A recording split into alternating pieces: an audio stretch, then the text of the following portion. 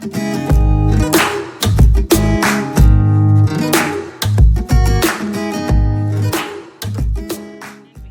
First unit is emergence of evolution. അതിൽ വരുന്നതാണ് Lamarckism, Darwinism. അത് നമുക്ക് ആദ്യം അറിയാം, ഫസ്റ്റ് മുതൽ അല്ലെങ്കിൽ ചെറിയ ക്ലാസ് മുതലേ കേട്ട് പരിചയമുള്ളതാണ് ലാമാർക്കിസം.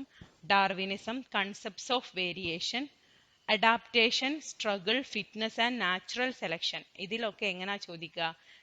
ഡെഫിനിഷൻ ചോദിച്ചിട്ട് അതിൻ്റെ ആൻസർ എന്താണ് ക്വസ്റ്റ്യൻ ആയിരിക്കും, അല്ലെങ്കിൽ നാച്ചുറൽ സെലക്ഷൻ്റെ ഡെഫിനിഷൻ തരും.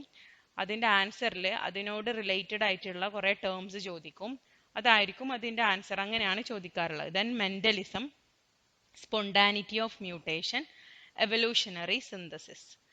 Next is origin of cells and unicellular evolution. അതിൽ വരുന്നത് origin of basic biological molecule. Then abiotic synthesis of organic monomers and polymers, concepts of Oparin and Haldane, experiment of Miller 1953.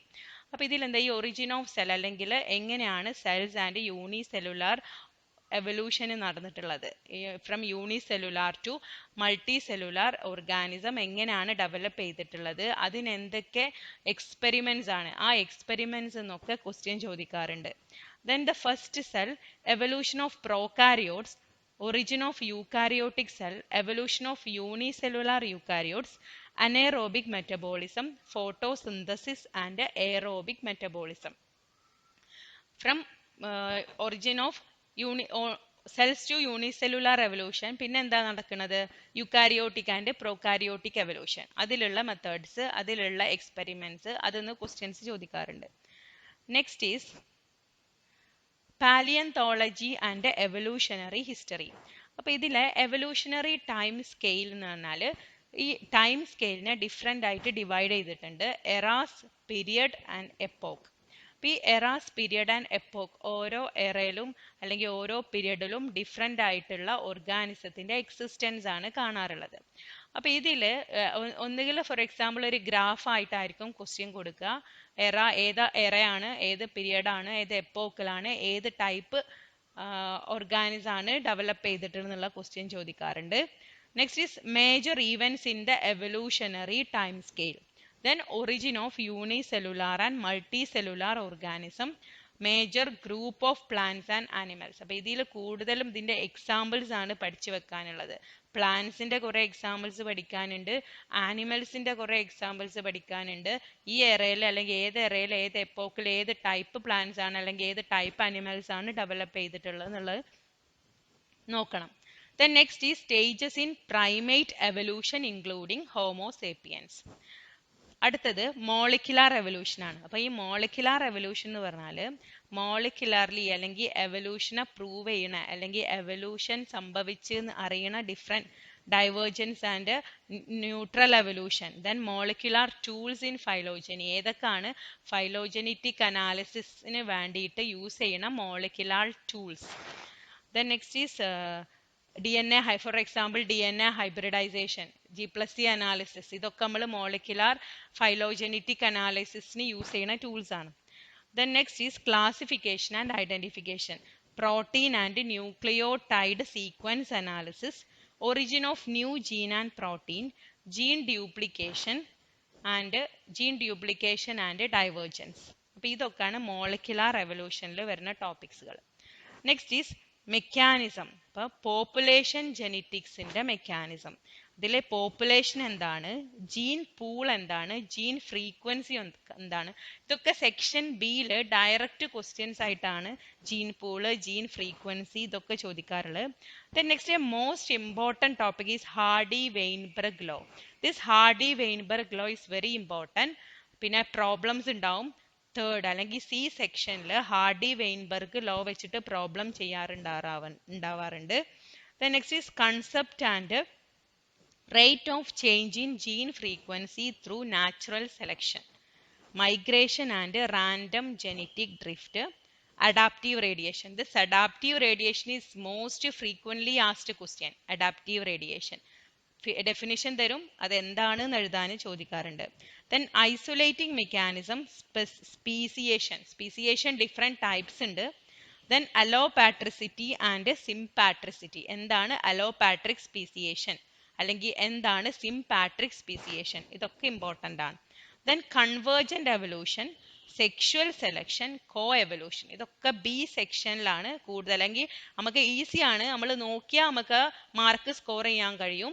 അല്ലാതെ applied ലെവലിലൊന്നും ഇതൊന്നും പോവേണ്ടതില്ല. ഇതിൽ applied ലെവലിൽ അല്ലെങ്കിൽ equation അല്ലെങ്കിൽ ചോദിക്കുന്നത് ഏതാണ്, ഹാർഡി വെയിൻബർഗ് ലോ വെച്ചിട്ടാണ് problems ചെയ്യാറുണ്ടാവാറുള്ളത്.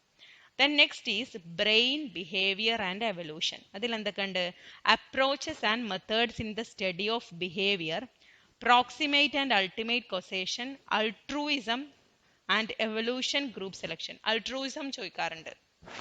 Then next kin selection, reciprocal altruism. ഇതൊക്കെ ബി സെക്ഷനിൽ ഡയറക്റ്റ് ക്വസ്റ്റ്യൻ അല്ലെങ്കിൽ കിൻ സെലക്ഷന്റെ ഡെഫിനിഷൻ തരും, അതിന്റെ ആൻസർ മാത്രം നിങ്ങൾക്ക് ഓർമ്മ ഉണ്ടായാൽ മതി. Then reciprocal altruism, neutral basis of learning, memory, cognition, sleep and arousal, biological clock, development of behavior, social communication, social dominance. ഇതൊക്കെയാണ് ഇതിൽ ചോദിക്കാറുള്ള questions. Next is applied behaviour, applied biology. അതിൽ വരണം അപ്ലൈഡ് ബയോളജി അല്ലെങ്കിൽ അപ്ലിക്കേഷൻ ഫീൽഡ് ബയോളജീൻ്റെ importance. അതിൽ first വരുന്ന unit ആണ് microbial fermentation and production of small and macromolecules. എപ്പോഴും ചോദിക്കാറില്ല, പക്ഷേ ഫെർമെൻറ്റേഷൻ പ്രോഡക്റ്റ് അല്ലെങ്കിൽ ഏതെങ്കിലും ഒരു ഫെർമെൻറ്റേഷൻ പ്രോഡക്റ്റ് തന്നിട്ട് അത് ഏത് ഏത് ഓർഗാനിസം ഫെർമെൻറ്റ് ചെയ്താലാണ് ഈ പ്രോഡക്റ്റ് കിട്ടുക, ഇങ്ങനത്തെ ക്വസ്റ്റ്യൻസ് ഉണ്ടാവാറുണ്ട്. Next is application of immunological principle, vaccine, diagnostic, tissue and cell culture method for plants and animals. ഇത് ഈ പറഞ്ഞ മാതിരി തന്നെ അപ്ലിക്കേഷൻ ലെവൽ അല്ലെങ്കിൽ ഏതെങ്കിലും ഒരു ഓർഗാനിസം വെച്ചിട്ട് വാക്സിൻ പ്രൊഡ്യൂസ് ചെയ്യണത് എങ്ങനെയാണ് എന്നുള്ളതൊക്കെ അപ്ലിക്കേഷൻ ലെവലിലാണ് ഇതിന്ന് ക്വസ്റ്റ്യൻസ് ചോദിക്കാറുള്ളത്. Next is transgenic animals and plants, molecular approaches to diagnosis and strain identification. ഇത് ഇമ്പോർട്ടൻ്റ് ആണ്. ഈ ട്രാൻസ്ജനിക് ആനിമൽസ് ആൻഡ് പ്ലാന്റ്സ് ഇതൊക്കെ സി സെക്ഷനിൽ നോക്കിയാൽ മതി. സി സെക്ഷനിലെ അപ്ലിക്കേഷൻ ലെവലിൽ തന്നെയാണ് ഈ ക്വസ്റ്റ്യൻസ് ഒക്കെ ചോദിക്കാറുള്ളത്. അപ്പൊ സ്ട്രെയിൻ ഐഡന്റിഫിക്കേഷന് യൂസ് ചെയ്യുന്ന മോളിക്കുലാർ അപ്രോച്ചസ് അല്ലെങ്കിൽ മോളിക്കുലാർ ടെക്നിക്സ് എന്തൊക്കെയാണ്, ഇതൊക്കെയാണ് ഇതിൽ ചോദിക്കാറുള്ളത്. Next is genomics and its application to health and agriculture including gene therapy. അപ്പൊ ഈ ജീൻ തെറാപ്പി വെച്ചിട്ട് സി സെക്ഷനിലാണ് ക്വസ്റ്റ്യൻസ് ഉണ്ടാവാറുള്ളത്.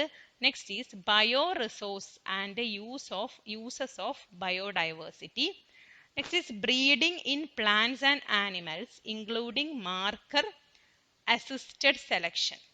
എന്താണ് breeding in plants and animals including marker assisted selection. അപ്പോൾ ഈ മാർക്കറിനെ ബേസ് ചെയ്തിട്ട് ക്വസ്റ്റ്യൻ ചോദിക്കാറുണ്ട്. Next is bioremediation and phytoremediation. എന്താണ് ബയോ റെമഡിയേഷൻ, എന്താണ് phytoremediation. Next is biosensors. അപ്പോൾ ഇതൊക്കെ സി സെക്ഷനിൽ അപ്ലിക്കേഷൻ ലെവലിൽ അവരൊരു പാരഗ്രാഫ് ആയിട്ട് ഒരു ക്വസ്റ്റ്യൻ തരും. അതിൽ നമ്മൾ പഠിച്ച ഡെഫിനിഷൻസ് ഒക്കെ ഉണ്ടാവും, പക്ഷെ അത് അപ്ലൈ ചെയ്തുകൊണ്ടായിരിക്കാം നമ്മൾ അതിൻ്റെ ആൻസർ കണ്ടുപിടിക്കേണ്ടത്.